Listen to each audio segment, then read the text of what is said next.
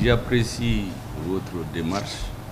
Vous aurez pu passer le témoin et puis partir, parce que le gouvernement a désigné Son Excellence, Monsieur le ministre des Affaires étrangères, pour faire tout le nécessaire administrativement. Mais politiquement, j'apprécie beaucoup que vous soyez venu ici nous saluer avant de partir. Vous savez, personnellement, j'ai une bonne idée de votre travail. Ça fait plusieurs fois que je vous rencontre. Ce que je voudrais dire au moment où la MINUSMA quitte ici, que la MINUSMA est venue au moment où c'était très difficile pour le Mali. Il n'y avait même pas d'horizon, on ne voyait rien. Mais les travailleurs de la MINUSMA, vous êtes des fonctionnaires des Nations Unies. L'orientation politique, ce n'est pas vous, c'est défini ailleurs. Maintenant, vous devez mettre en œuvre, c'est exactement comme le gouvernement travaille. Donc les Maliens, je crois personnellement, je pense, n'ont rien à vous reprocher. Et nous allons toujours avoir en mémoire que le contingent de la MINUSMA au Mali a été celui où il y a eu plus de pertes en vies humaines dans l'histoire de ce mouvement. Ça, nous ne pouvons pas l'oublier. Et ces hommes et ces femmes qui ont perdu la vie ici, nous nous inclinons vraiment pour leur mémoire. Nous considérons qu'ils ont donné leur vie pour le Mali. Maintenant, les autres considérations politiques, ça c'est comme dans un pays, les soldats on les envoie au front. Souvent il y a des guerres qui sont déclassées sur le plan politique. Les soldats exécutent des ordres, ils n'ont rien à voir. C'est pour cela que j'apprécie beaucoup le rôle de l'ensemble des fonctionnaires de la MINUSMA, tous les travailleurs. Chacun a fait ici ce qu'il faut, ce qui lui a été demandé. Et l'autre chose que j'apprécie beaucoup, c'est que, vous savez, nous avons l'habitude en Afrique de séparation brusque comme ça, des mariages, des divorces comme cela. Bon, souvent le matériel est détruit. On connaît ça dans l'histoire, mais la MINUSMA a eu la sagesse de travailler avec le gouvernement malien pour retenir tout ce qui est utile et qui peut servir encore aux Maliens, y compris le camp que vous venez de remettre aujourd'hui.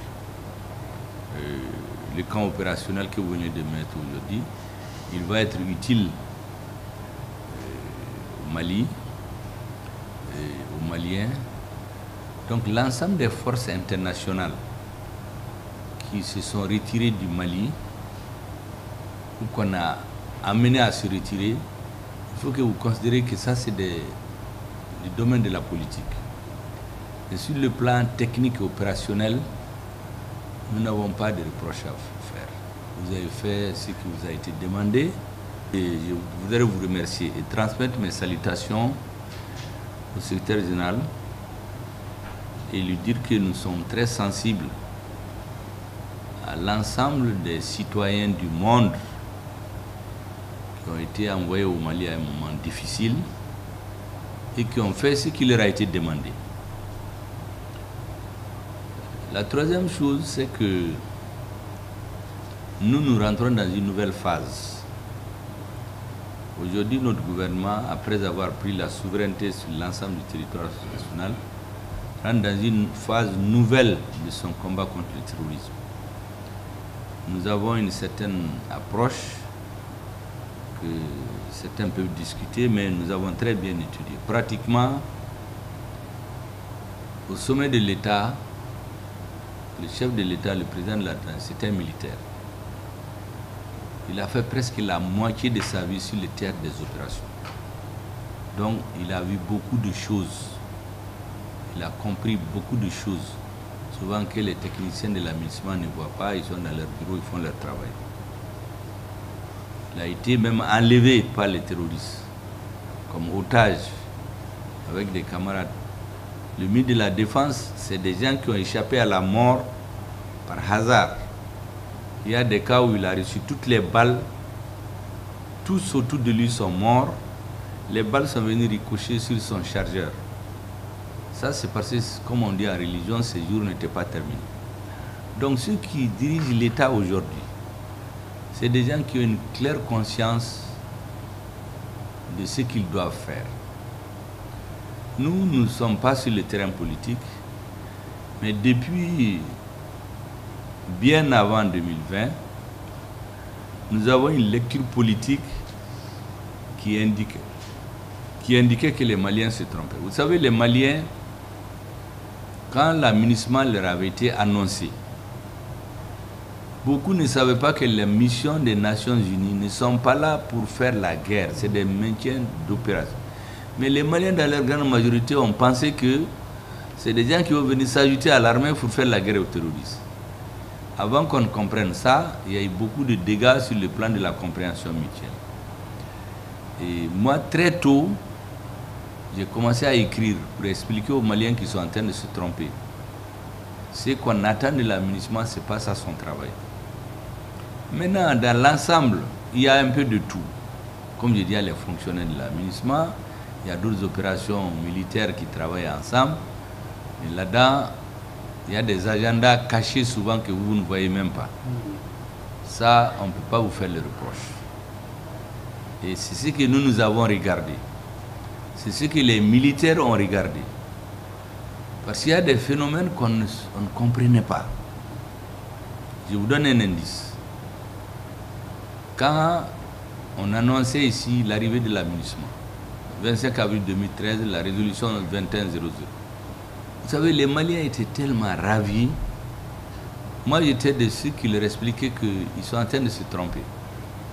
Mais, en ce moment, on se rappelle seulement que le terrorisme, il était dans l'extrême nord du Mali. Maintenant, 7 ans après, il n'était pas au Burkina, il est arrivé. Il n'était pas au Niger, il est arrivé. Il a pris 80% du territoire malien. Donc c'est comme un malade qui a mal à une partie de sa tête. On lui prescrit un médicament pour 2 ans. Mais au bout de 9 ans, il se rend compte que 80% de son corps est gangréné. Donc il est obligé de s'asseoir, réfléchir. Ou bien il attend la mort, ou bien il se lève, il change tout. Il change de médecin, il change de posologie, il change de médicaments. En réalité, c'est ce qui est arrivé au Mali. Mais ça n'a rien à voir avec les infirmiers qui font les piqûres, qui donnent les médicaments. C'était le cas de l'amunissement. Mais le docteur qui prescrit les médicaments, qui fait les visites, ça, c'est la politique. Et donc, on a compris ce qui se passe. Aujourd'hui, nous sommes dans une phase existentielle. Parce que le terrorisme qui est censé être combattu, détruire, vous savez, il y avait les fameuses les arguments du président français, François Hollande. Il dit que, par exemple, concernant l'opération Serval, que l'objectif de Serval, c'est de détruire le terrorisme. C'est d'aider à établir l'autorité de l'État malien sur l'ensemble du territoire et appliquer les résolutions des Nations Unies. Le terrorisme, au lieu de les détruire, il a pris 80% du territoire. Il est allé au Burkina, au Niger, dans les pays du Golfe. Donc ça veut dire que soit il trompait les gens, mais il s'est trompé. La deuxième chose, c'est d'aider l'État malien à étendre son autorité sur l'ensemble du territoire national. L'actuel président de la transition, le ministre de la Défense, beaucoup font partie des officiers qui devaient rentrer à Kidal. Mais c'est l'État français qui les a empêchés de rentrer. C'est l'armée française. Et donc, les gens sont obligés de se poser des questions. L'armée a agi sur des instructions politiques. Quand il y a eu les incidents, quand Moussa Mara a été, 2014, vous savez qu'il y a des soldats maliens qui se sont réfugiés dans les locaux de l'amunissement. Quand l'État malien a voulu récupérer leurs armes, les Français ont dit non, c'est des butins de guerre qui appartiennent à la SEMA. Donc, on est obligé de s'interroger. Qui a empêché le Mali d'aller à Kidal? Et même les Maliens, les armes que les Maliens ont perdues là-bas, on dit que le Mali ne peut pas les avoir. C'est pour vous dire seulement qu'il y a une série de questionnements que les Maliens ont continué à se poser. On ne s'est pas levé comme ça. La troisième chose, c'est les résolutions des Nations Unies. Allez-y lire les résolutions 2100 2013 et la résolution qui a suivi un an après. C'est la terre et le ciel. Donc, vous savez que quand quelqu'un est malade, toute personne qui dit qu'il va le soigner, il est d'accord. Donc, petit à petit, le terrorisme a quitté le nord, c'est venu au centre. Finalement, on a même oublié le nord. Et au nord, il n'y avait plus d'État. Est-ce que vous savez qu'il y avait des chefs rebelles qui percevaient 96 millions de francs CFA par mois dans l'exploitation des mines d'or à Gao? Dans les budgets de l'État, il y a des millions par an qui sont prévus pour l'entretien routier, pour des routes qui n'existent même pas. Les gouvernements ferment les yeux sur tout ça. Donc c'est pour vous dire que les Maliens n'en veulent à rien du tout au personnel qui a travaillé à la mission. Il y avait des jeux géopolitiques, des jeux politiques qui n'ont rien à voir avec vous. Et donc, partez avec le sentiment du devoir accompli. Je pense que vous avez fait ce qui vous a été demandé. Les jeux qui se font ailleurs, ça c'est autre chose. Et regardez même l'accord pour la paix et la réconciliation nationale qu'on a signé ici le 15 mai 2015. Les principaux mouvements armés ont refusé de signer. C'est le 20 juin qu'on a signé un addendum, un document qu'on a ajouté à l'accord et dire que c'est la même valeur que l'accord. Mais quand vous lisez ce document, tous les éléments de la partition programmée du Mali, qui dans 20-30 ans, tous les gens qui comprennent comme nous, ils allaient mourir, c'est fini. Donc on allait arriver à un niveau de partition de fait du Mali où aucun dirigeant ne peut revenir en arrière. Ce document, nous l'avons. En fait, c'est là-dedans qu'il y a la partition programmée du Mali. Et le gouvernement a été obligé de s'associer à ça. Moi, j'étais dans le gouvernement. 2015, 2016, je suis sorti. Pourquoi? Parce que le Premier ministre a été présenté aux Nations Unies un document sur les autorités intérimaires en disant que c'est un succès. Or, ce document n'a pas été élaboré par les Maliens. J'étais dans le gouvernement, on n'en a pas débattu. C'est le ministre de l'administration, le Premier ministre, ils ont monté au président, ils se sont montrés au nord, à l'ONU. Ça disait quoi en substance? Qu'il y a une loi malienne sur les autorités intérimaires qui est appliquée de façon abusive. Donc au nord, dans toutes les régions du nord, il y avait les terroristes, Gao, Tombouctou, Kidal, ainsi de suite. On dissout les organes élus. C'est-à-dire, on passe le temps à parler de démocratie, mais tout ce que le peuple a élu, on les a enlevés. Maintenant, qui va diriger le Nord? C'est des gens, des cadres qui sont nommés par la rébellion et le gouvernement. Et celui qui représente le gouvernement, c'est un rebelle. Donc c'est la rébellion qui va diriger les régions du Nord. Moi, j'ai dit au Premier ministre, mais c'est que les rebelles n'ont pas eu par les armes. Ils n'ont pas eu par les négociations. C'est sous la table que les pouvoirs politiques, c'est ce qu'ils cherchaient. Ils n'ont pas eu par les armes. Ils n'ont pas eu dans les négociations. Maintenant, on va dissoudre tous les organes élus. On les remplace par des personnes qui sont désignées dans des bureaux à Bamako, par les chefs des rebelles. Bon, c'est tout ça réuni qui a fait que finalement, on est arrivé à la conclusion qu'il vaut mieux faire un divorce à la maniable. Parce que quand un couple est tel que monsieur et madame ne peuvent pas vivre là, il vaut mieux se séparer. C'est ce qui est arrivé et vraiment, sur le plan technique, nous n'avons rien à vous reprocher. Je voulais que vous partiez avec le sentiment de devoir accompli. La séparation avec les forces internationales, c'est une décision politique. Je vous ai donné quelques éléments pourquoi c'est arrivé. Je l'ai dit même aux Nations Unies, moi-même quand j'ai été nommé Premier ministre la première fois, j'étais parti. Nos soldats mouraient par centaines. On les met dans les fosses communes comme des animaux, on enferme. Vous voyez par exemple la base d'Ndeliman. C'est MINUSMA qui a donné l'argent. C'est Barkhane qui a construit. Mais ils ont oublié, entre guillemets, de faire des forages. Or, on sait que le premier besoin de l'homme, à fortiori dans le désert, c'est l'eau. Donc les soldats sont obligés de sortir, aller chercher dans les puits des hameaux. Les terroristes, pendant quelques mois, étudient leur parcours. Ils tombent sur eux un jour, ils les tuent tous. Ils prennent les camions, ils mettent des bonbons d'explosifs, ils vont rentrer dans le camp. Ils font exploser, une partie des militaires meurent. Ceux qui restent en vie font 7 heures de temps pour demander une aide. L'administration a dit qu'elle n'est pas venue pour faire la guerre.